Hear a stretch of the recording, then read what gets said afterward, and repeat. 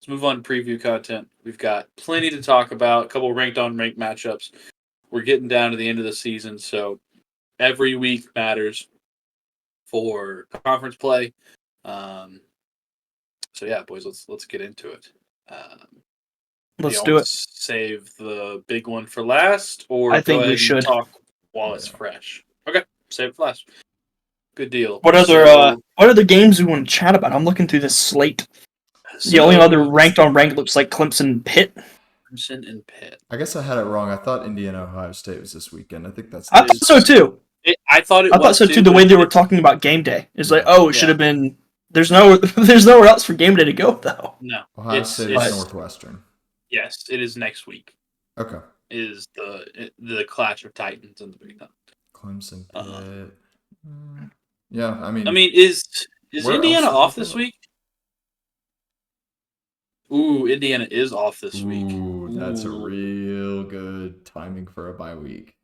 It is. Great. That's perfect. That's hot. I would love to be in the locker room with Cignetti giving a speech.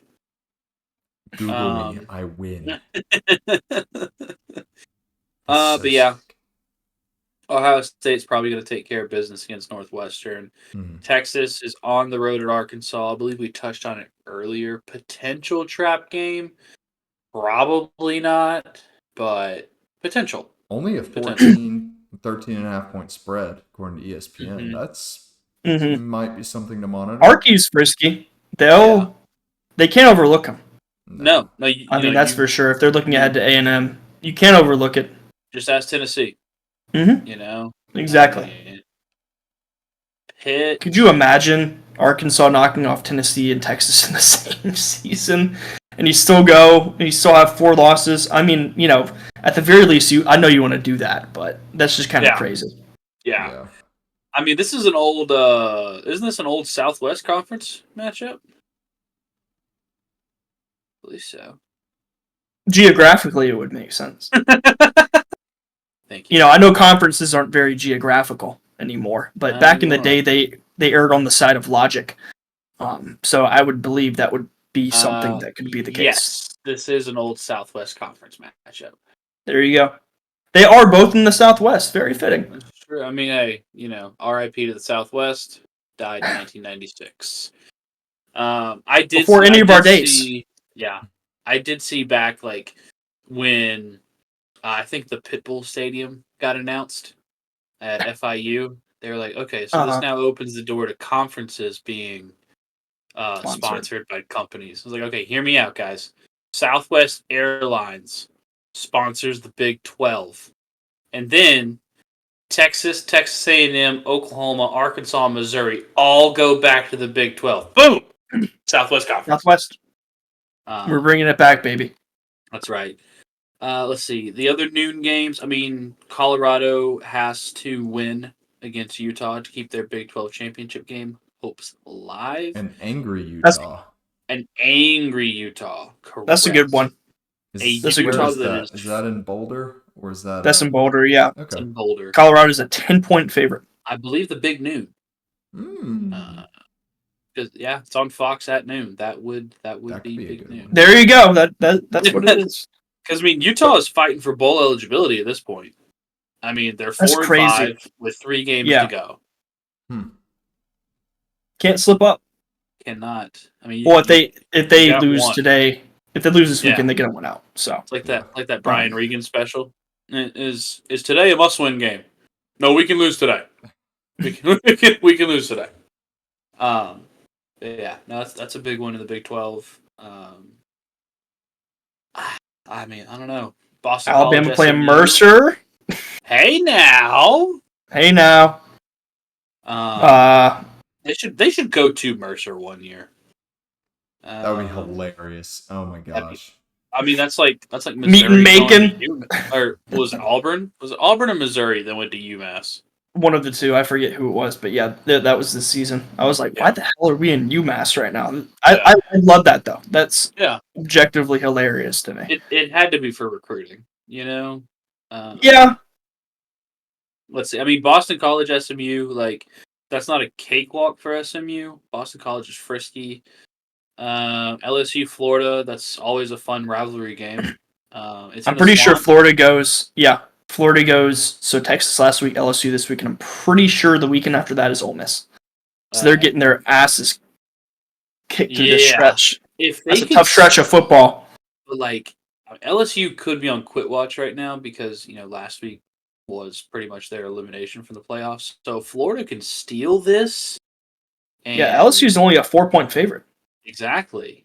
So if they could steal bowl eligibility from this ass of a season, that's a win. There's potential. It's a huge win. Huge. I mean, does it help that Florida State has become like the 132nd best team in the land? Yes, but oh man, Missouri, South Carolina, that should be fun. South Carolina is actually favored, which I find hilarious. By 11.5 points. Oh my goodness. Yeah. Wow. Yeah. And Eli Drinkwitz is talking about the playoffs. Okay. All right. Legitimately, if Missouri wins out, is there any way they make the playoffs? No. They need help. They need help. A 10-2 SEC team? Let's see. Depends on how many other teams go 10-2 in the SEC. Any good team Mizzou's played, they get have blown lost. out by. Not That's just true. lost, they get blown out by them. Talking Texas A&M and Alabama. They beat Vandy in overtime, which I mean that's a quality win. But that's I remember watching that at your place, Noah. Yeah. They shouldn't have won that game. No. I mean Vanderbilt had them. They shouldn't have. I mean Missouri had the two best games on their schedule. They have lost a combined 75-10. Yeah. So valid points, gentlemen. Valid Moment's too big for them. They're pissing down their legs. Yeah, I mean, kind of a sleepy week. A little bit. Which means where it's they going get you. I was about to say, which means it's going to be the best week of November. Yep. Mexico State is beating Texas A&M. Which, honestly, still wouldn't ruin Texas A&M's chances. No, because it's not a conference loss. Which is insane, but yeah. I mean, playoffs-wise, they're screwed, but... Like, at large? It still cause some chaos. Yeah. Well, I mean, I don't know, actually. I don't know. That's an interesting conversation. I love how important conference games have become. They're very, very important now. Yeah. Now more than ever. Because it's that much harder to make the conference title game without divisions. Mm-hmm. Exactly. I mean, I'm looking at outside the top 25, and I mean Liberty and UMass, barn burner. When's the Cone Bowl? UConn, UMass, or is that already happened? We're gonna get age restricted for that. Jesus Christ! All right, come out and say it. Legitimately, Tulane and Navy should be a fun game. Yeah. One of the more high-powered. God damn it! One of the more high-powered offenses in the Group of Five facing off against Navy. Kind of fallen from graces. Navy has, which is sad. It's hard. It's hard when they lost 2 games in a row. I mean, no one was going to discredit them for their loss to Notre Dame, but then they lost to Food, which is not good. So they're kind of on the outside looking in the American Conference. So that's tough. But yes, Boise State looked better and better for that Group of 5 bid. That's true. That's true. I mean, this game is huge for the American Conference because it currently goes Army, Tulane, and Navy in the conference standings. So this is big.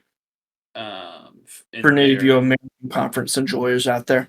Yeah, for the American. The real ball watchers. Yeah. I mean, I hate that this game is on at noon on a Saturday. I wish it was like a Friday night or a Thursday night game because I would definitely watch if it was a weeknight game. 100%. Yeah. Might not get a slot on one of those televisions this time around. I mean, yeah. There's really not that much outside of what we've already mentioned. On to the big one. That makes me mad about the College Game Day backlash. Like, Yeah. where else? Yeah, exactly. No, I was on the same page as you because I was under the impression that everybody was pissed off because it should have been Indiana, Ohio State, which in that case I probably would have agreed with them. Yeah. But like, where the hell else are you going this week? James Madison, Old Dominion, Troy, Exactly. Southern, Clemson, Nebraska, Pitt. I mean, Nebraska, Southern Cal. Like, Yeah. I mean, Oregon, Wisconsin. Like, please, come on. it's stupid. It's obviously the best game of the day. Very obviously the best game of the day. So yeah. Well, we can talk about it. I was about to say, let's talk about the best game of the day. Like, Georgia. Do we want to talk about it? Well, I'm just gonna say, I'm gonna preface this. This is the worst Georgia team of the last 4 years. At least. Arian Smith is the leading receiver on this team. I'm disgusted. The highest amount of drops in the entire FBS. Division 1. Yeah, That's FBS. crazy. Yep. We're up to a 10-point favorite somehow. Is Nico playing? Yeah, is Nico dead? They're expecting him to play. Heupel said today during a presser that he should be good to go. Yeah. And I mean, a 10-point favorite, that's not even like a home field advantage bump. That's like, No. that's a healthy line. I think it's going to sneak more towards Tennessee's favor a little bit if I had to guess. But I mean, I mean, it opened at 8.5. It'll probably swing back the other way if I had to guess. Crazy. Which means that it opened with us being pretty much a touchdown favorite. Yeah. Or just under a touchdown, and then so like 5.5, and then 3 points for home field advantage. I just hope the team that played in Texas shows up. Maybe we just play well against orange teams. Maybe that's the thing. I think that's a good theory. It'll get put to the test here this weekend. I mean, obviously for Georgia, it's a must-win, and this is an elimination game. Plain and simple. This is the exact same thing Alabama was facing this past week. Their backs are against the wall. For Tennessee, not an elimination game for the playoff SEC championship. Maybe, who knows? But if you're Tennessee, this is the biggest game left in your schedule. What you need to get through to control your own destiny, to have the best season you've had in years and years and years. So they're going to be fired up for it. If Tennessee loses by less than 10 points, I think their hopes are still alive for the postseason. Yeah, I'd agree. If they win, it's just, big old if. Yeah, big if. If Tennessee wins, my wife will not be around to prevent me from punching a wall and getting blackout drunk. So don't punch my wall, please. I was about to say, if you do going through. Yeah, I would like to point out I have every intention of being there. Okay. I will not punch your wall. I might request a pillow or a mattress to punch. I'll get blind drunk if we lose. It's gonna happen. Yeah. I might get blind drunk anyway. I might need to be blind drunk to watch this game. I mean, honestly, this is look into the average Georgia fan's mind right now. We're keeping it real here. Coming off the worst performance in a while, at least with Alabama, there was life in the second half. Came back, led for half a second before Ryan Williams did his thing. This past game was piss poor front to back. The only good part was the first drive for the Georgia defense. After that, nothing. I mean, they were gift wrapped. Georgia was gift wrapped a touchdown with field position that first drive and almost didn't punch it in. Yep. We have not played a regular season game that poorly since 2020. Yeah. And the Alabama game and the Florida game come to mind. Yeah. The last game that we played like that was the SEC championship last year. So that's literally 3 games in the last 4 years prior to this one we have played that poorly. And it's tough because like we've mentioned before, we have gotten spoiled. We have grown accustomed to complaining about only beating an SEC opponent by 14 points. I don't care if we beat Tennessee by half a point.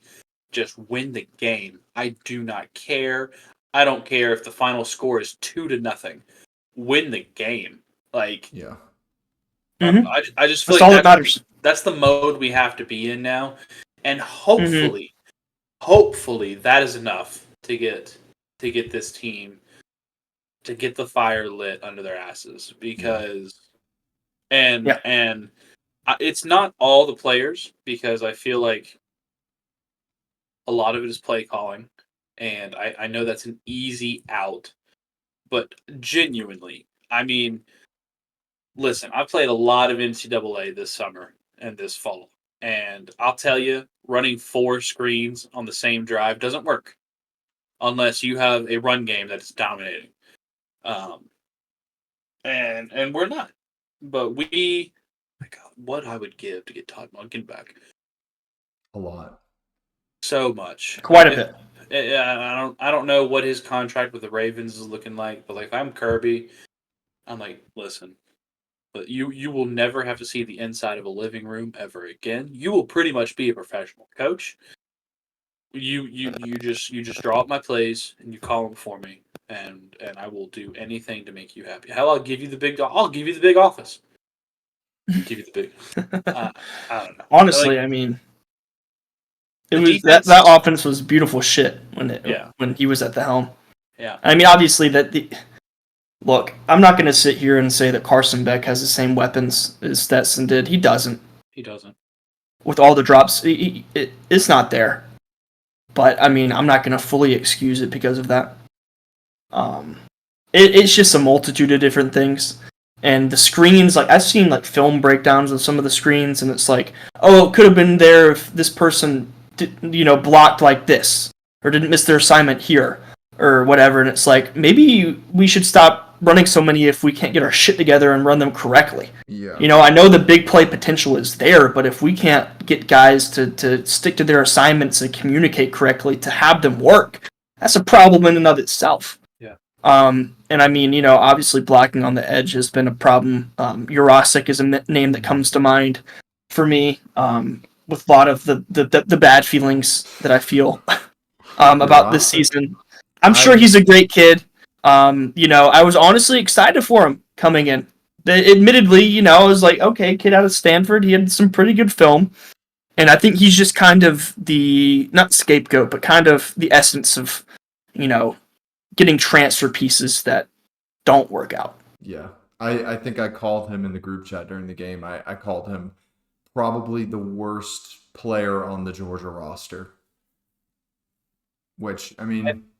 I don't think that was a direct quote, but yes. Something. I think that was the essence of the message. Yes. Yeah. A pass. In the face mask. I mean, we can go on for another hour if we wanted to. Him and went wrong. London, and I mean, it's what is it. If we lose this Saturday, maybe we go live and just like talk about it on live. Yeah. Honestly. All right. Could be a good way to do it. Anyways, we need to get back to actually talking about the game, probably. Preview.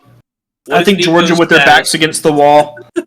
I think Georgia with their backs against the wall wins. I mean, I'm a Georgia fan. I'm going to say that, right? Yeah. I think they get it done at home, elimination game. If they can't get up for that, they don't deserve to do anything for the rest of the season, to be perfectly honest with you. This is the moment. If Kirby Smart doesn't have his guys ready and have a game plan that is foolproof, ready to go, then Georgia was not going to do anything for the rest of the season anyways. So we're going to find out what that looks like.